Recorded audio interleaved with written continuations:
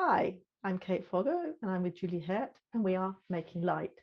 So Julie and I had a conversation last week that went on to, well, rather it was at the end of last week's conversation. We were just chatting and I had brought up that I was confused and still am as an adult, as a grown-up, still don't really understand what it means when people say you're trying too hard. Obviously in some contexts I do. I guess if people are trying hard to impress, stuff like that, I get that. But just in general, and the example that I gave was when I first started having physio, my physio would tell me that I was trying too hard. And I was like, I don't understand the concept of that. So we talked a bit about that. And actually, Julie did like a mini coaching session on me, which was actually very useful and very interesting. I'm not sure it answered the question though. I think it was very illuminating. It's clear to me watching it back that Julie knows what this means. It's just I still haven't got it. Yeah, go ahead. So we'll break now and do the first bit, and then we can have Julie's thoughts afterwards. See you in a minute. So one thing that came up for me, interesting your perspective on it. I always get told off, if you like, for trying too hard. I don't understand what that means. I mean, I do, but I don't. You know, like in when I'm given physio, when I started physio for my back 100 years ago. The exercise that she gave me, she was simply, I was trying too hard. And I was watching RuPaul's Drag Race, and one of the girls on that, they keep telling her that she's trying too hard, and she's getting really upset because she's like, I don't understand what that means. And I was really crying because I was like, I hear you, girl, because I don't know what it means either. Do you know what it means? For you, I mean, trying too hard? Yeah. Yes. I think it's everything we've talked about up till now. I mean, you even said it in your conversation with Louise, right? Did I say her name right? I feel, and I've said before, you have the connection and you already have all the power. You've been asking for something. You've either been asking for bigger signs, or like I keep coming back to the denial thing that when we practiced once, this thing of denying yourself that you already have it. Like there's just this wall and you already have it. Like I just feel like for you, I hear the phrase like butter. I don't know if you're familiar with that. It's a skit here, but everything's like butter, meaning it's just like easy peasy. And for you, I just feel like, and I've always thought that for you, it's this work is easy for you, but you wanted to make it harder for all the reasons that you've been working through with Annie and now Louise, and then things, even examples that you cited today. Yeah, which I have to say was a complete surprise, because I put away that whole part of my life and just thought, it's gone. I don't have to deal with it anymore. Therefore, it can't hurt me. And it can. Yeah. What Louise does is help people understand how the body holds all that emotion and why it ends up being painful, why it turns into pain. Yeah, I don't need to be. But so how does that translate into?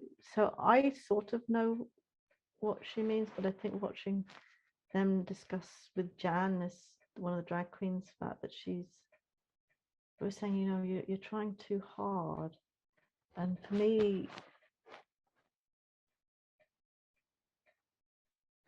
they were saying to her that she's like being fake for trying too hard, and that really, really upset her, as it would me.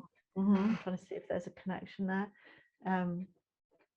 It's like she would give me an exercise and I would try to follow it too precisely, and somehow that was wrong. I would be putting too much effort into it, and I still can't parse that sentence. I don't understand how you can try too hard. It's like I have a mental block about what does that mean. But you're saying, So I get that with if we talk about intuition, is that I'm actually doing it right, but I'm looking for more. It's like I don't believe I'm doing it right, so I'm actually overcompensating almost. Is that? Yeah, so how I see you, and this is the guides, right? So too, as I see you standing, like I see your hands out like this, you're a total pillar of light, you're connected to source, and I can just hear this, like that's you in your truest form and the talents and everything you possess. And then all around you are these cloaks, and I just see them as cloaks that you're just covering up this white light. You're just going, feels like a lot of it is either like, I'm not good enough. And so it comes through, it manifests as, I'm not doing it right. I don't hear the guides right. I don't have a big haha. I don't, like, you're finding all these ways. And it's still, for me, the guides keep still coming back to that word deny. I'm going to deny this. I'm going to, like, when you'll come to class or book club or whatever, and you will say, here's what's happening, but I don't want it to be about me, because you're cognizant that you're doing this, but you haven't finalized that connection yet that you're doing it. Does that make sense how I'm saying it? You'll Explain have, about book club. sorry, what? I got the rest of it, but explain about book club. Oh, like there was a book club. I forget what one it was. I think I might have still been in Alaska. And you were having you were in a, you know, how I said this earlier about my one client, you were in a down phase, if you will. And you brought your angst to book club. And we all rallied behind you. I think it was about the sheets. I think it was the sheets. It was before you got somebody to actually help you with the sheets. And you were talking about iron and all the things as far as, and everybody in book club was like, you have this, you can do this, you can let it go. We were all encouraging you. And then it, you know, then when you and I talked next, you had found the laundress and all the things or whatever. So you are aware that you say like I just feel like it's like a blah, like you're feeling all tumultuous and whatever, and so you bring it forth to everybody, and then we end up working to help you through it.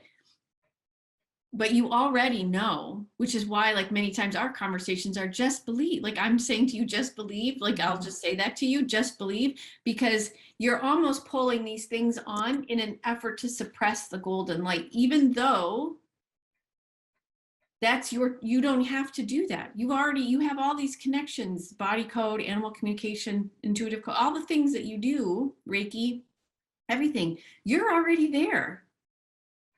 You're just not wanting. Does that sound wonderful, Julie? You're already there. Yeah, you are. You have been. I feel like you've moved a bit closer, but you were already there to begin with. You just had to get rid of these little cloaks. That's how the guides have you feel. I don't deserve that.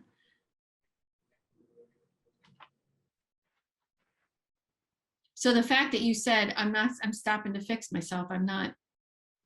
There's nothing wrong with me. Like, yeah, I said that, right? You said that at the very beginning. Straight that, bought this, and now I'm like, oh, breathing. Oh, I'm going to have to try that. Oh, that's what. You're already there. You don't need that. No, I know that's what Louise said, because I think part of it was hearing what Danielle was saying about colors, and then you saying that you've had that with cranial therapy, and I'm like, it's like I want a physical sign. I want colors. When I first started meditating, I would get like, it felt like I don't often sleep naked, but I remember the cat coming in, Twiggy the cat. Oh my God, she was like as soft as a rabbit against my skin. She came and cuddled in, and when I first started meditating, I would get this physical feeling of, the only way I can describe it was like rabbit fur on naked skin. Oh, and I would know that I had arrived, and then that I stopped getting that. And I know that because having listened to Abraham Hicks, she says these are the ways. It's when your body is struggling to keep up with your vibration, because your body's not used to the new vibration. So you get a physical sensation, which for me was pleasant. It's not always pleasant, because for some people that gets exacerbated and it turns into nausea and dizziness and stuff like that. I also get a lot of ringing in my ears, which I think might be something to do with this. Oh, I get that too.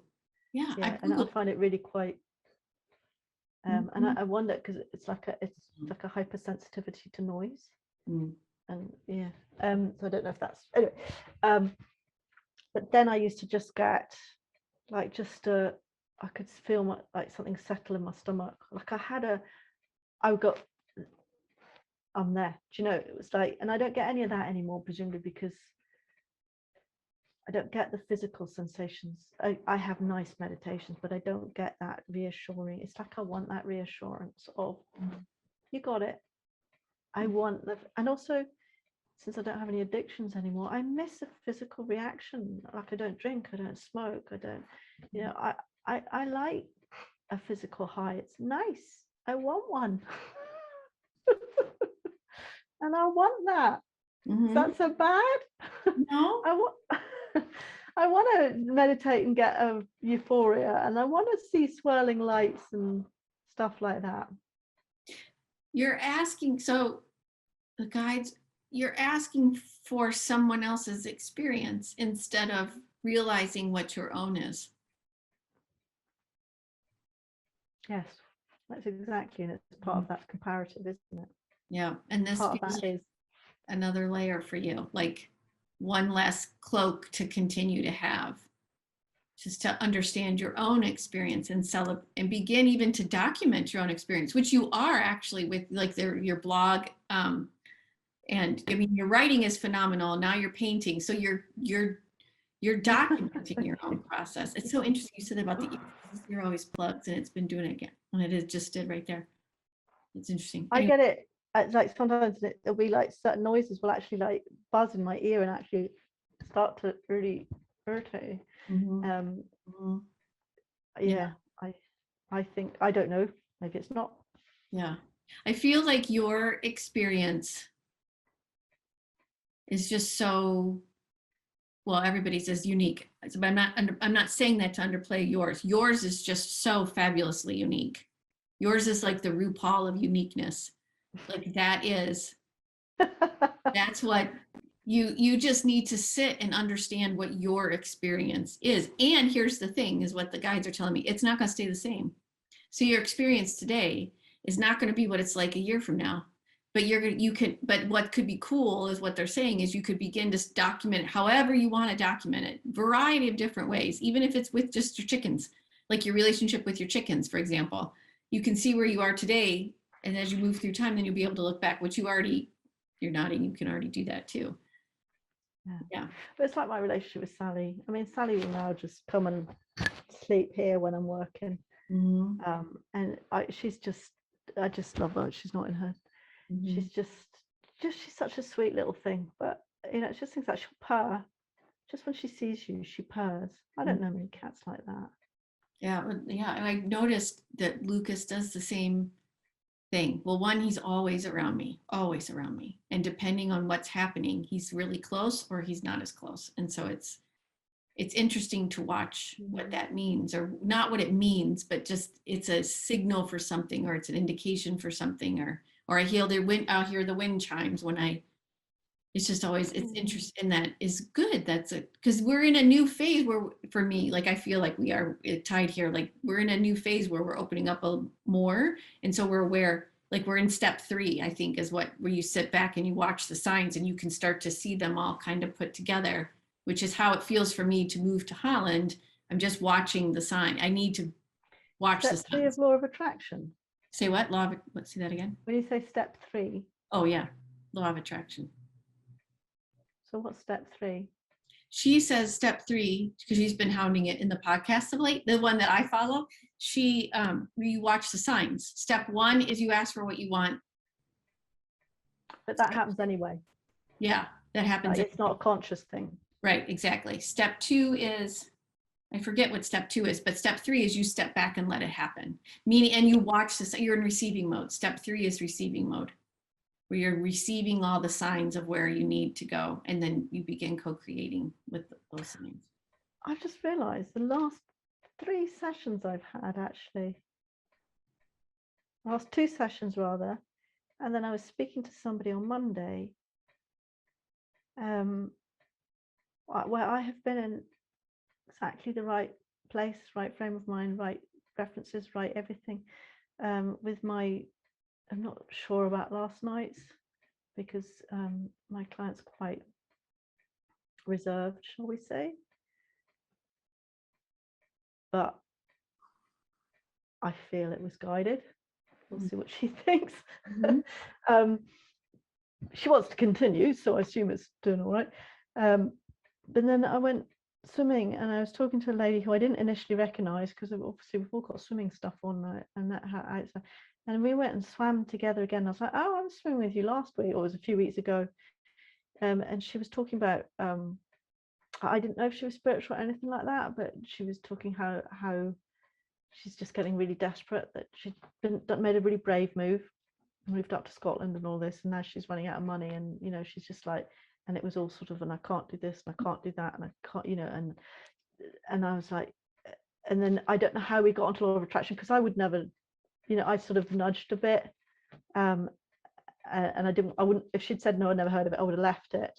But then she tells me that she sits in this, I think it's a Japanese tub, so it's just like a little tub that they bath in, so you sit with your knees up, and the water comes to about here, and she has one on her decking outside a house, and she sits in it every morning for 20 minutes listening to the birds, meditating, and just all of that. And I was like, well, clearly she's spiritual on some level. So I just sort of said, do you believe in law of attraction? She's like, yeah. And I managed to, so I was like, you've got to let go of the money, you've got to let go of needing a job, you've got to let go of that. What you need to be doing is, you have that beautiful 20 minutes in your tub every morning. When your mind goes to the money, when your mind goes to the job, take it back to how you feel when you're in the tub. Yeah, that was it. Do you know? And it was like, I don't know, it just felt. And she said, God, there was a reason why we met today. It's just things like that. It's just, I don't know. And then we sat down, and there's one of the swimmers ladies there says, yeah, well, my husband works on the Maid of the Fourth, and this lady didn't know what that was. And I was like, it's a boat. I said, it's a boat that does little rides out, looking for a crew member. Ding, ding, ding. Everyone swaps numbers. Amazing, isn't it? So, Yes. because she's desperate, she would absolutely dream job to work on a boat. There you go. So the guides just had you say that whole story, because that, when we first started talking, I mean, before we started doing Making Light, when we were in class together, you would say those things to me, really to me, maybe to other people, but I always heard them for me, like when we would just have little conversations. And that's how I remember thinking, holy shit, look how strong her light is. So the guides were like, see, there you go, you're right there. You're right there. There you are. But I didn't do anything. Yeah, okay. Yeah, I did. Okay. Well, I suppose I'm thinking she hasn't started to act on my advice, but actually maybe that was enough. Maybe that's enough for her, just swimming back going, oh my God, I have been my wonderful 20 minutes, and then ding, ding, ding, ding. Yeah. All falls into place. Yeah. For her to do anything, that's your attachment to the outcome. That's where you have to stop. You look at all the connections that you made first that you realized that she was open to what you had to say. And then because that was hard, because she was using all this language about, I really need a job, and I've tried this and I've tried that, and I've got Esther in my head saying, rephrasing it, reframing it, don't say that, I want you to stop saying that now. And I thought, don't say anything, Kate, let the woman talk. So I really wasn't going to go there. And then she started talking about her Zen and all that. I was like, oh, I'll wing it. Do you believe in law of attraction? Oh yes, she says. And I was like, oh well, here's something you might want to think about. And you just got reinforcements from Aaron, because the clock just chimed. Yeah.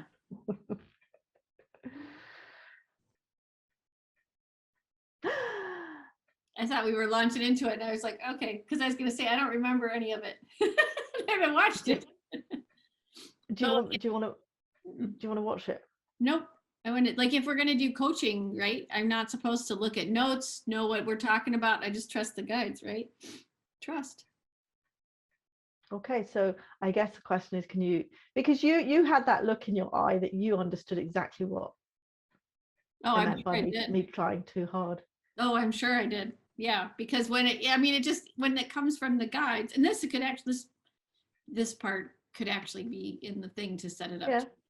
Um, so I'm sure I had a look of trust or unknowing or understanding in my eyes, because to me, when the information comes from the guides, it's so crystal clear. And it's interesting to me because it's not like I see like this web, but they show me how everything is all connected in the one thing that they're talking about.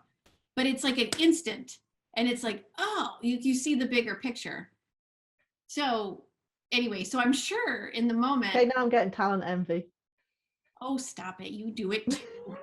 Shushums, shagums. Look at, I'm sure when I review what we talked about last time, I know when I walked away last week feeling so much better. So shushums, you do it too. So don't be that lone sheep out there, Kate.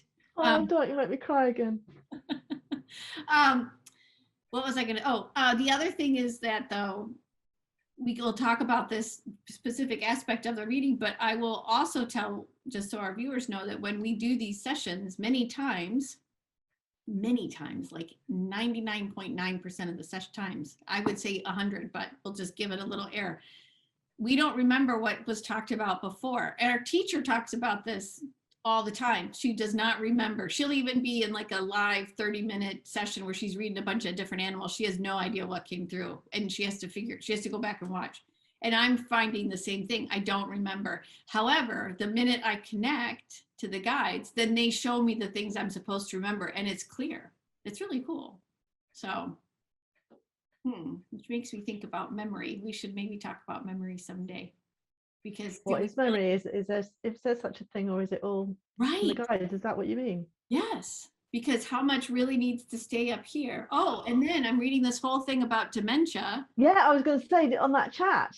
I haven't sort of contributed because I've just been thinking about it. Mm-hmm. That's a nice thought. Yes, that makes me particularly happy. So just to share that with the viewers, the group of us that went through class together are still on a WhatsApp chat, and Sally, are we allowed to say who? We'll just say Sally Heike, and we'll put her information in the bio, because she's amazing healer. Yes, and but Sally had said that she'd got stuff through from her guides that was saying that in dementia, when people are no longer present, they are actually, is it like reliving their best life? Like, so they're reliving a period of their life that was the most happiest for them. And then there's been lots of contributions from other people who've sort of seen things that might support that actually a lot of the agitation with dementia, as people get more and more advanced, the agitation is actually when they're required to be present again and not be off with their own happy little memories, assuming of course they're happy, because you do read about people also lead that life in hell, so maybe that's different, but actually it's a nice image. And since my mum has dementia and you think your mother's got dementia, that's quite comforting to both of us. It is, yeah. May help me understand some things as we progress. So, yeah. Okay. So you want to know more about the trying too hard? That I feel like I should understand it, Julie. I feel like it's on the periphery of my understanding, and that it's maybe I don't want to understand it because I think it's quite. Do you know how you sometimes get a feeling about yourself, and like I know I can be quite I want to say anal. It's like something that if I saw in someone else would irritate me. I do have this streak in me where sometimes I'll be like, no, I need to understand that, and I need you to repeat, and all the humor's gone and everyone else is laughing and that, and I'm like, no, I'm sorry, I'm not with you, and I need to understand this. And it's like I can stand back from myself and watch it and go, oh, okay, give it a rest. But I just can't. It's like there is that bit of my personality, and I'm getting that feeling about this. It's like it's something that I am unconscious that I do, but is probably quite annoying. yes. Well, so a couple of things. Wow, you said yes far too quickly there. Well, here's why, because I'm connected already, right? So it's just because I'm finding I'm always connected anyway. And so it's a matter of asking. So when you said I can't let it go, and the guides go, you won't let it go. It's not that you can't, you won't. So it's a workaround of some kind. So we'll come back to that thought. But just when you started talking about I have to understand the guide. That's why I laughed. Did you see me burst out laughing? Because the guides were like, you mean like right now? Like you're trying too hard right now to understand something you don't have to understand because you actually already know. And that's the thing they're saying now too, is there is this, so it's almost like you can feel it in your body is how they're making me feel like, you can feel it right here. You just know, but you don't know how you know. And you want to know how you know, like you want to know all the little steps to make you understand how you know what you know, instead of just, oh, I know. You see the difference? Does that make sense? There is a huge resistance to you going, there's some resistance.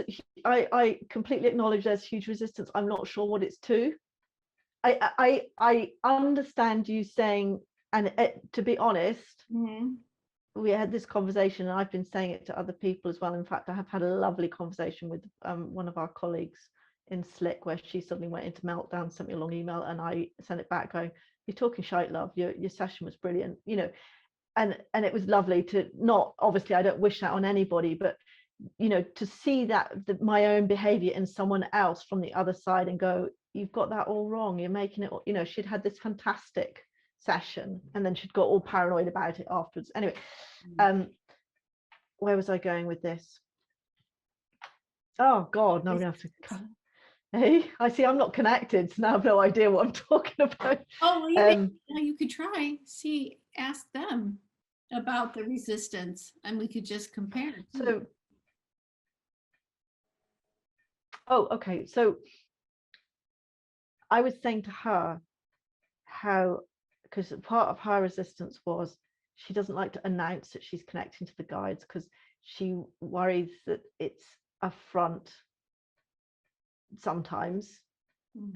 Lots of reasons for it. And I agree, because sometimes if I'm floundering, you'll go, you know, I'm just connecting to the guide. And when I'm insecure, that feels really phony. When I'm not secure in myself, it feels like I'm going, you know, I'm, you know, making out like I'm sort of psychic. I mean, God forbid. You know, sometimes if I'm not flowing with it, it feels like I'm putting on a performance. It's not genuine. And I think that way. And I was saying that I had been talking to you about it, and that actually I had decided that I just had to believe. Because if you poke around at any of this, it doesn't stand up to scrutiny. That's what Danielle said. Like, you're either in or you're out. You can't you can't hover on the edge, because that way lies madness, because you either then don't believe anything or you believe everything. You can't, you know, there's just, and I was like, you know, what if I just decide that it's all true? What if I just decide that I've always been intuitive? What if I just decide, and this is a conversation we'd had. So I was relaying this back to our colleague to say, you know, I'm on the cusp of going, do you know what? I just decide that this is all true, that I'm not making it up, that it's not stupid. I'm not a lunatic. I'm all right with being a lunatic. I'm fine with that, actually. But, you know, it's this idea that I'm not making it up. That's where I was going with that. Yeah. Yeah. I can't tie that back to, to what I was talking about. Do you want input? Do you want input? Yes. Okay. So while you started the soliloquy that you just had, which was lovely. Okay, a couple things. Know that when you said that Danielle said that you're either in or you're out, it's not, none of it can be measured or research. There's a quantitative aspect to what you had said that Danielle had said. That, at least that's how it felt, was there was a quantitative, measurable aspect. I'm not, I mean, I didn't misquote, I misquoted her, but she had basically said to me, you know, when I said I was having doubts, she was saying we all have doubts. Yes. So I've sort of I've I've misconstrued sort of what she was saying. Basically, she was saying, you're always going to have, everybody will always have doubts. It doesn't stand up to scrutiny, or words to that effect. Not, but yes. Yeah. Just to clarify. Okay. Okay, so just so that for your 3D trying so hard, there are people that are researching this and finding that it's real. I mean, there's quantitative data that shows that what we do is real. So totally, I agree. But am I doing it? Well, I'm not questioning that it's all real. It's, am I doing it, or am I making it up? All right. So as you start, I believe you're doing it. I know you're doing it. God damn it. That's what I'm saying. It's not that I'm not questioning the validity of these things exist and this is real. I'm questioning whether I am actually doing it, or whether, and I know you're going to say I am, but that's whether I am. I was going to say I am, and I'm not just saying I am. The guides are saying that you are. So, but then they're showing me two things, because Maria's here too. So Maria, our lovely friend who's passed away, who's like, what, I hate saying that because she's still here. Anyway, we'll come to Maria's waiting patiently because she wants me to show you this too.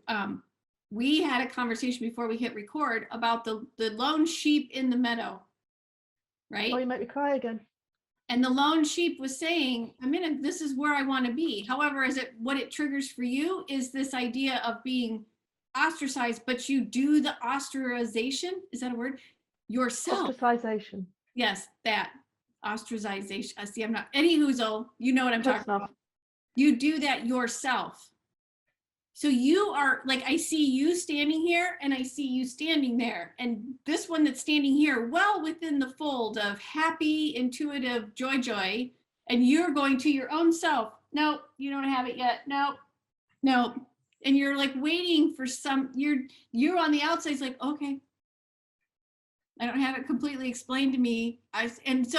But really what this one is now starting to do is hold their hand out like, I'm trying to figure out where my camera is. Hold their hand out like this and go, just jump in.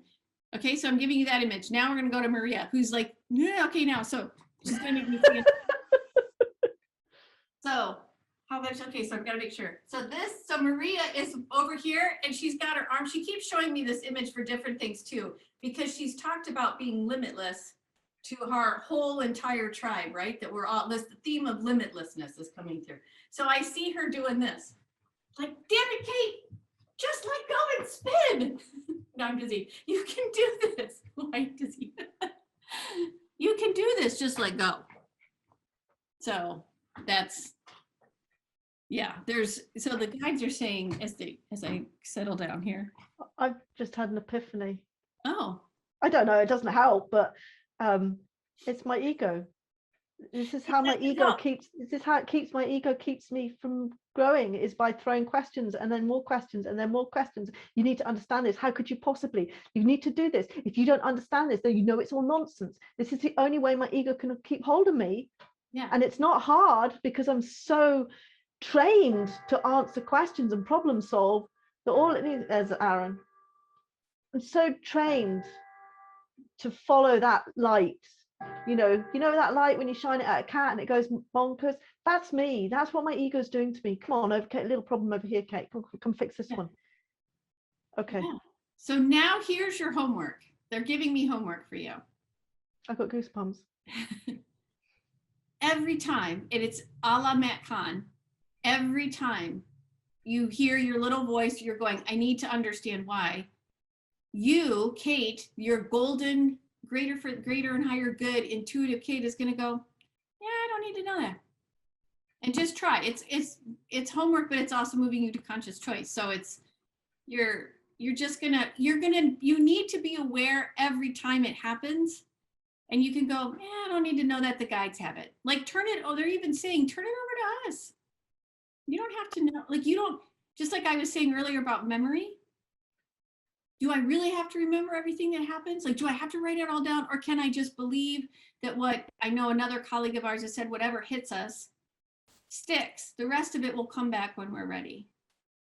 So it's more like you're in the middle part of, I always talk about this work that we do in intuitive coaching is peeling back the onion. And you start with the real outer crusty bits, and then you go into the real pungent part. You're in the middle of the pungent part. You're towards the, it feels like they're having me feel like you're towards the, this is the real icky, stinky, makes you cry and everything, but you're almost done. Because my ego is going crazy. Of course. And I know this about, like, you just mentioned that about the sheep, and I can feel I want to cry. Just fucking sheep's fine. I'm not. Kate's fucking fine. Kate's a goddamn intuitive. Kate has this shit locked in. You know it. You know it. And Maria's now dancing. There's multiple Marias. They're all Tinkerbells, and they're talking about the peaks of death. So just, it's just like, okay, so Danielle uses for me when we have our session or coaching, or not coaching, but when in class, and she was talking about me, because there's this element of trust, which we do want to come back to as a topic, but this, she could see when she first met me a little over 2 years ago, I was like this on the steering wheel, like, argh. And then she's like, and now she's like, I see you going, wee, oh, wee, oh. Yeah. And so that imagery keeps coming back to me as in my meditations, if something sticks, if, we've got issues now with, as we've talked about, not feeling settled here, but now there's even job issues with Brad, and it's just like, and now there's a bunch of crap, and it's the guides keep saying to me, we've got this. Just believe. That doesn't mean I don't do anything. Just means I believe, which we can come back to as another topic too. But anyway, there's so many things that are happening that, like yesterday, I had my soul level coaching session with Isa, my number coach session 4544. And final certification, right? That class you're talking about? Yes. Yeah. Yes. So and normally my guests come between 4 and 5 for the guest house. And they said they couldn't come till 6. And I'm like, fuck, because that's when because I really do not want to be distracted when I'm trying to be, and I'm obviously, they will arrive there. I know they can sort themselves out, but I'm very conscious I've never left a guest to sort themselves out. It has happened because I haven't noticed they're here, and I know it all works and I know it's all fine. But I was like, oh, it's going to be such a distraction. But I was like, there's nothing I can do about it. I can't worry about it, whatever. The minute I put down the phone to Isa, they arrived. I mean, there was no panic, no overlap. And then again today, I was like, I've had to get firewood from someone new because the farmer can't do it anymore. And this has caused me quite a lot of stress because it seems to be really hard to get firewood or get it delivered here, to get it, because it has to be coming in a crane, because it has to go over the wall, and they'll either dump it here or dump it there, or they're not taking new customers because apparently since everyone's been at home in Britain, everybody's got a fire now and everybody's been using firewood, and they're not taking new customers, and you're like, when did it, and firewood's about to go through the roof apparently, and I'll have to put all my prices up and blah blah blah, it's going to double in price if not quadruple it, all this. So I finally got this guy who's absolutely fine, very sharp on the phone, very communicative, but he's like, I'll let you know when I'm bringing it, and I hadn't let me know, and I've not worried about it, and then today I thought I better just phone. He goes, yeah, I'm on my way, and and like, and it was all fine because the guests aren't here. It was really noisy because he had some petrol fire to pick it up and drop it, but the guests are out. Like, all these things are just working out to the second, to the minute. All these things. Yeah.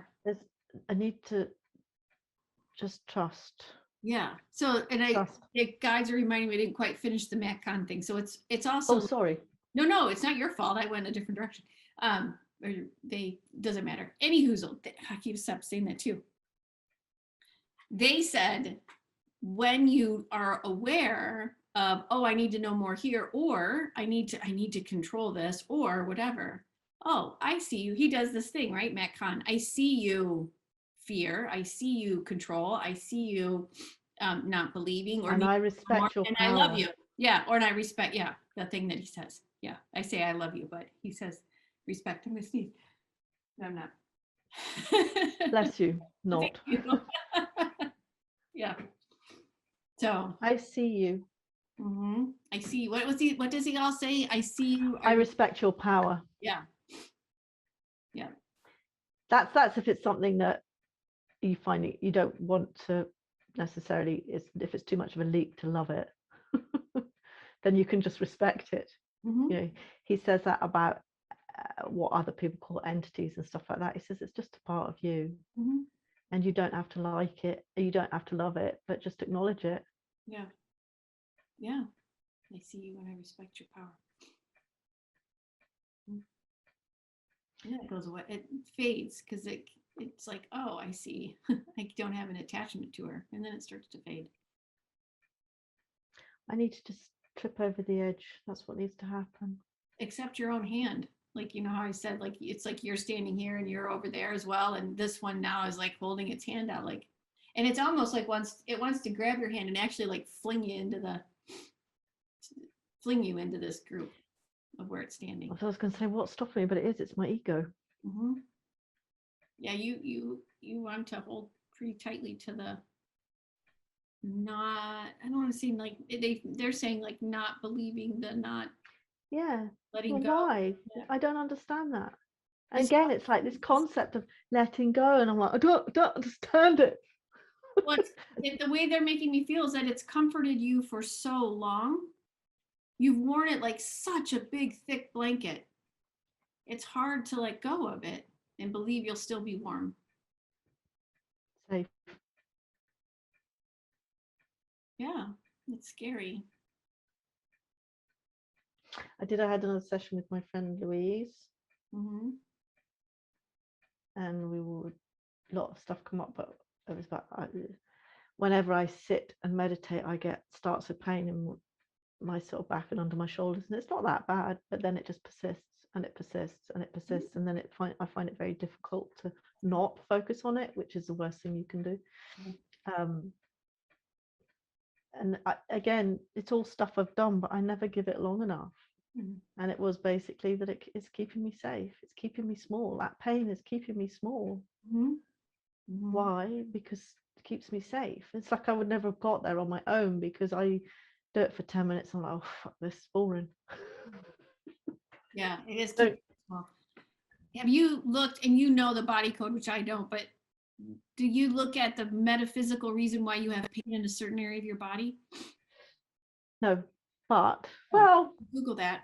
you can ask. That I have metaphysical anatomy up there. Oh, yeah, you Which, should look to see. This may help you because it helped me with some stuff in the very beginning, because I have scoliosis actually, and so sometimes I will get specific pain in specific places. And I had a friend visiting from France, and she was very much about metaphysical and the pain in bodies and whatnot. And so she and I were working on stuff one day as we were playing, as intuitives play. And she was telling me, oh, that region holds on to, and I don't even remember what it was anymore. But since then, I really haven't had the pain. Once I acknowledged, oh, and then dealt with it. yeah, no, a lot of lower back pain is about powerlessness. Yeah. Oh, is it? Yeah. For me, it was upper back because the biggest curve I have is actually right behind where I'm pointing. And so my shoulder. When you say sclerosis, is that the curvature of the spine at the bottom? Yeah, I've got that. I have 4 curves. They start up here. Right. I have, Sideways or back to front? both. Because I know that I've got well, I think it's called a sway back. Oh. Mm-hmm. And my pain moves around.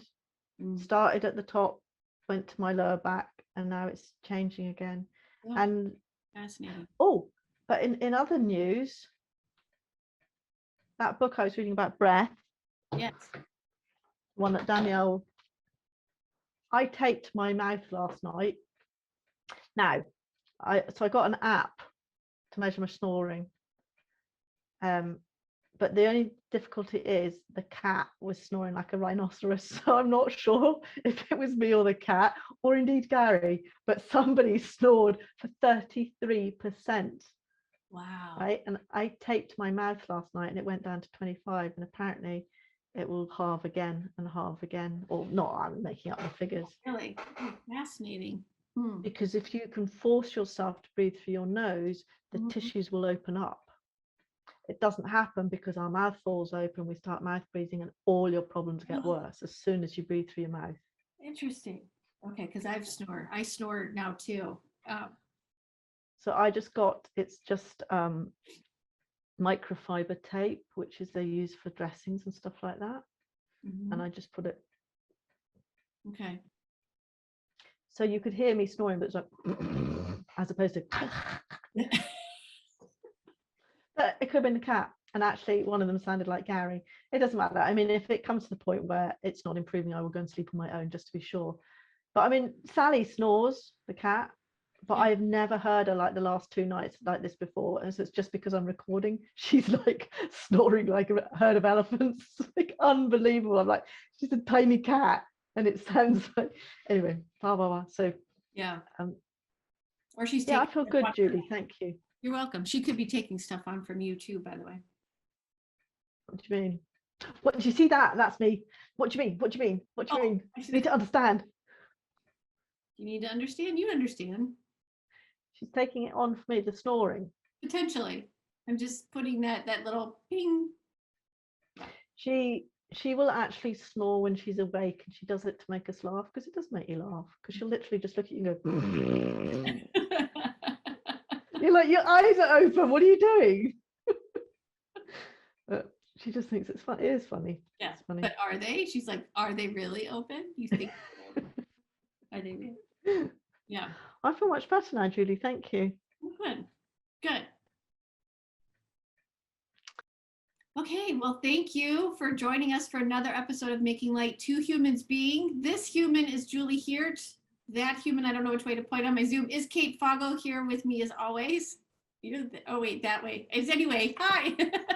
So this was our episode on just kind of following up on a session that we had last week, clarifying some things for Kate, giving her some homework, gives you a little bit of an insight of how our intuitive coaching sessions go. If you have any questions, comments, concerns, please leave them in the comments below, or find our Facebook page and Instagram, and you can do the same there.